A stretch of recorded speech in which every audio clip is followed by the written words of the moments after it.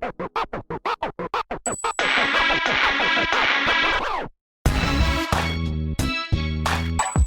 the number you have dialed is not in service at this time.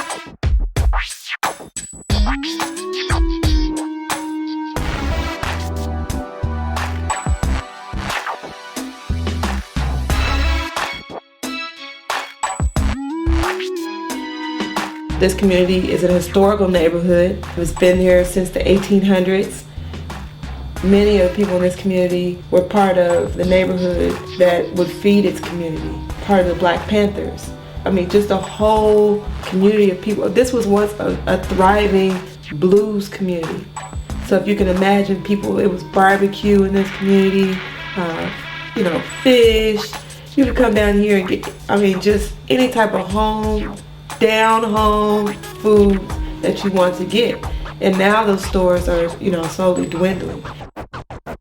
But Oakland during the 50s and 60s was a mecca for Black people simply because of the jobs. People moved here in the 40s from the South because of the war effort and the factories that existed in the Bay Area for people to move to. And those factories ended up producing other things afterward.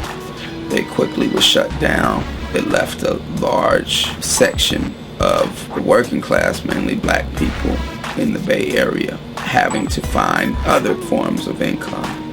There hasn't been any big production jobs for Black people in Oakland for a good 40 years when plants started closing down and being moved to Mexico for cheaper labor.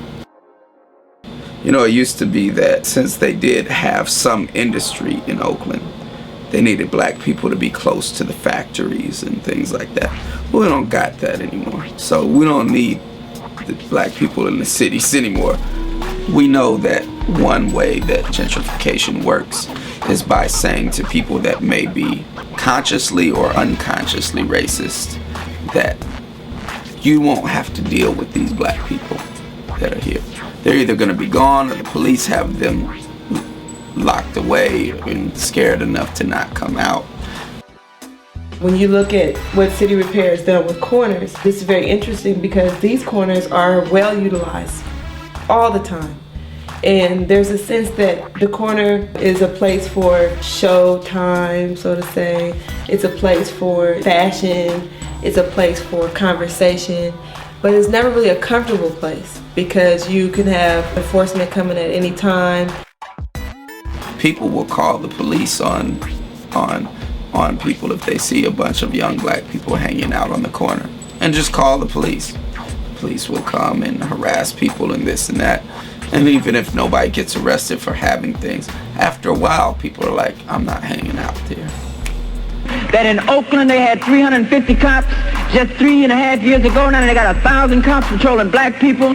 San Francisco's doubled its police force, and every area, major metropolis where Black people live all across this country, they've doubled, tripled, and quadrupled their police force, equipped them with tanks, all kinds. We got to stop it, brother. Let's get together and unify.